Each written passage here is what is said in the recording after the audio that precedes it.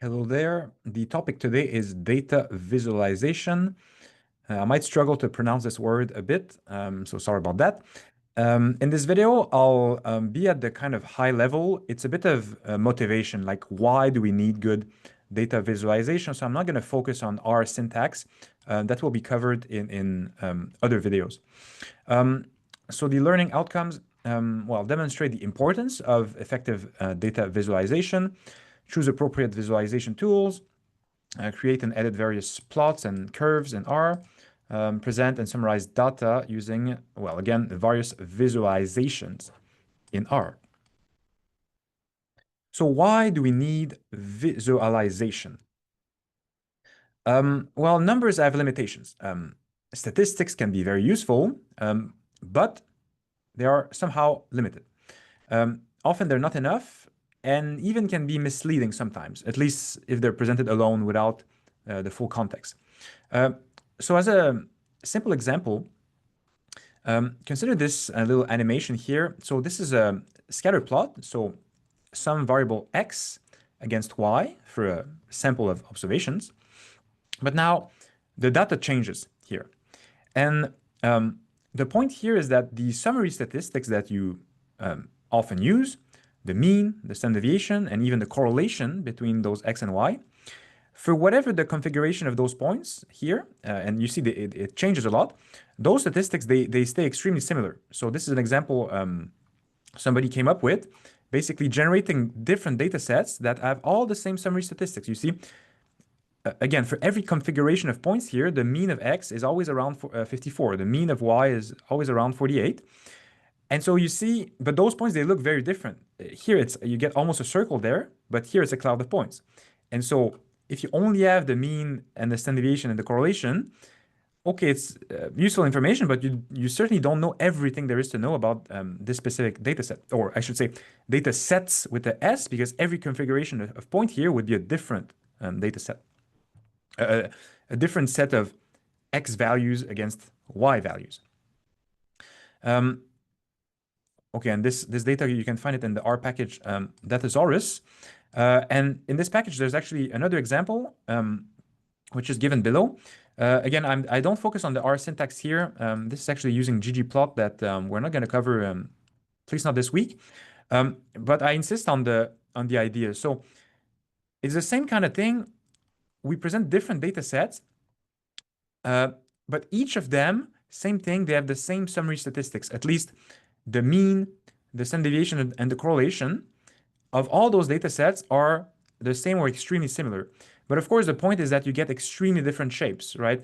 This shape or this pattern of points is very different than this one and this one, and you can even get here a dinosaur if you want.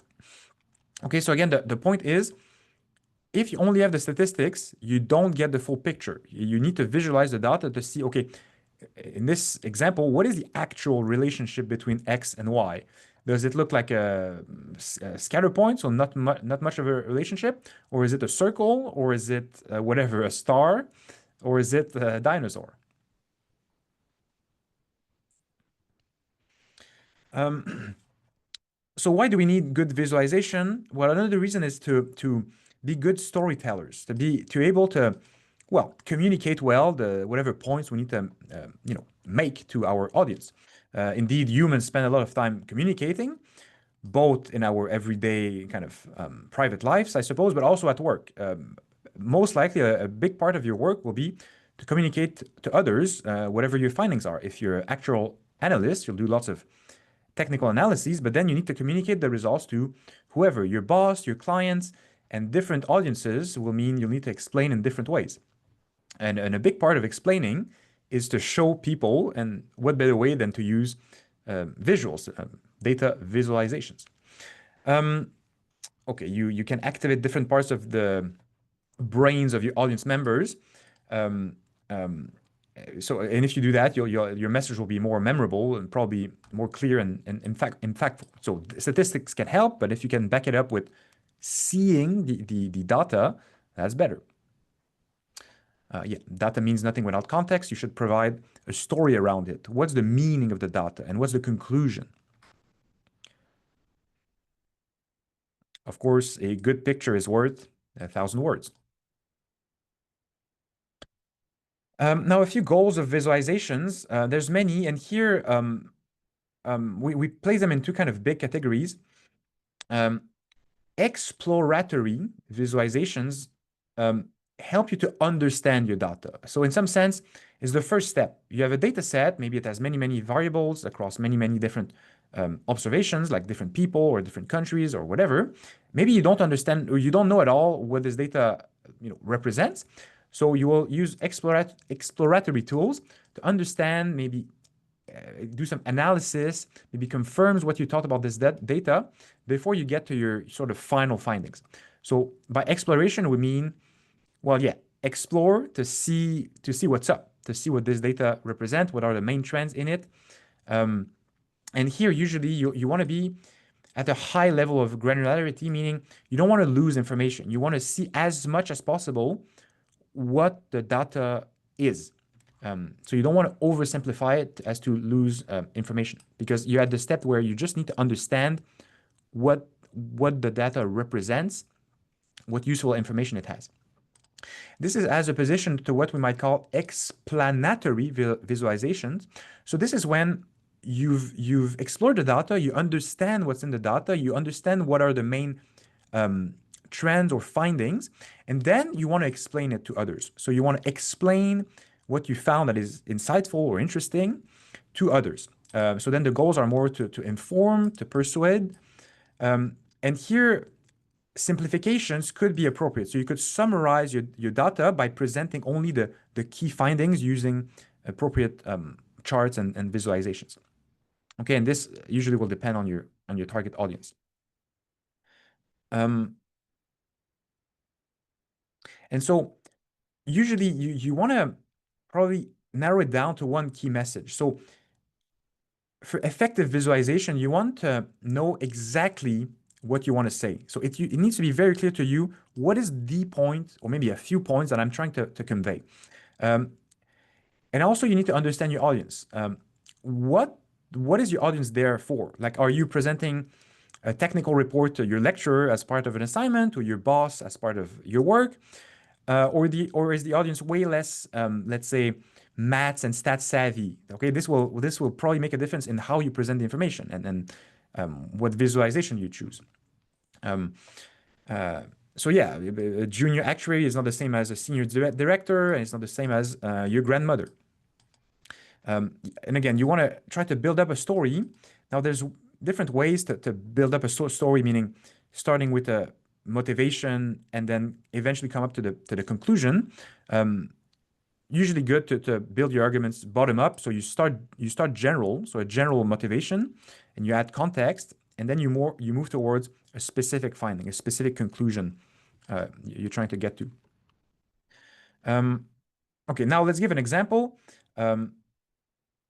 So what makes a good story? Example, let's say you are an international student at UNSW, and you want to explain to your friends back home that Australia is a very popular destination for immigrants. So that's what you want to do. Now, already here, you've done two very important steps. You've identified your audience, so your friends, and well, it depends on your friends, but maybe they're not as mathematically literate than you are, in which case you should avoid technicalities. And you've identified what you want to say. You have one key message that you're trying to make. Australia is a very popular destination for immigrants. Now, because you try to convince somebody else of a point or show your findings, you will want an explanatory tool for that. Maybe you've done lots of explanation yourself based on a data set you might have about immigration in Australia, but then at the end, you want to communicate this key message. Now, as a starting point, maybe you could present a very useful statistic. It turns out, if you look at the data, Australia has a very positive net immigration. So inflows, people coming in minus outflows, for a period of 4 years, actually including COVID, when immigration went down, is actually almost 1 million, like, 850,000. Now, that's a good start. But it's just a number, and just a single number might be slightly boring. It doesn't present the full story. So you might want to present a visualization such as this one. So this is taken from okay, the New York Times. And a chart like this gives you way more information. So it shows the monthly inflows and outflows. So the sort of yellowish line here is over time, how many people come in Australia, in per month, and then the purple line is how many people go out of Australia. And so here you see it's very clear. Pretty much all the time, inflows are much higher than outflows. And also an interesting thing that this chart shows is obviously there was a huge drop during the COVID pandemic, in which case actually outflows were a bit higher than inflows for a couple of months. But then you see it absolutely picks up. What is it, towards the end of 2021, and then the inflows actually are much higher than they were before the pandemic. Okay, so here you have communicated your key message. Australia is a nation of immigrants. There's way more inflows and outflows, and you've provided even additional information that could be useful to your audience. And in fact, here this is data taken from the New York Times, and well, this is just one simple chart, but they have interactive maps that are quite interesting. So I'm going to click the link just to show you quickly. I think it's quite cool. So here you can pick many countries. We're going to pick Australia, of course. And you see, so it's a map of the world. But then here, well, okay, this is the same chart we had before. You can pick the years. So I'm going to pick all years. They only have a couple years of data, unfortunately, but still pretty good. And then here, inflows and outflows, I find it a bit confusing. So I just want to see the net difference, right? I just want to see on net, are people coming in Australia? And you see, if a line here, so there's many lines that come from different countries. So you see at a glance, all the immigrations from pretty much all countries on Earth that you can find. I don't know what happened there. Okay, I lost the page for a second. I was saying, if the point, so you see the points represent people coming in, right? The more points, the more people coming in from different countries. If the points are yellowish, it means more people. So net immigration is positive. If the points are purple, there's a couple lines that are purple, it means more people leave Australia to go to those countries on net, right? But you see, for most countries, the immigration is net positive. There's a few countries that it's purple, so South Korea, and then, well, okay, there's a few more actually. There's a few more. But you see, I think this really helps you to make the point. Yes, indeed, Australia is a very popular destination for immigrants. If I go back to my slides, I think those are the things I explained. Hopefully, once you've shown all those visualizations to your friends, they will be convinced that Australia is a very popular destination for immigrants.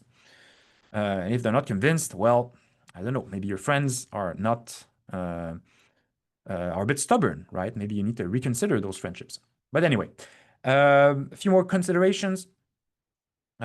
Obviously, you need to understand yourself what you're trying to present. If it's not clear in your mind what you're presenting, how can it be clear to the audience? And what are you trying to achieve, right? Is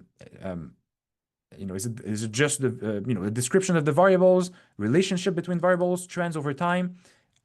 What you're trying to convey really will determine the appropriate visualization tool you're going to use.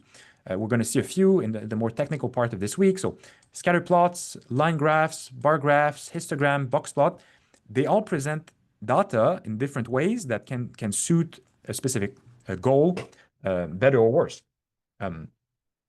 Just an example, a line graph is very appropriate if you're presenting a trend over time, right? You might have the data only by month, so you could present a scatter plot here, just point by point, but because it's observed over time, it makes a lot of sense to connect the dots, right? Connect those points because, well, data is observed, continuously in some sense. I mean, in theory, it would be continuous, even though, time is continuous, is what I'm saying. You might have observations only at specific points in times, but it's continuous, so you might want to join your points with a line.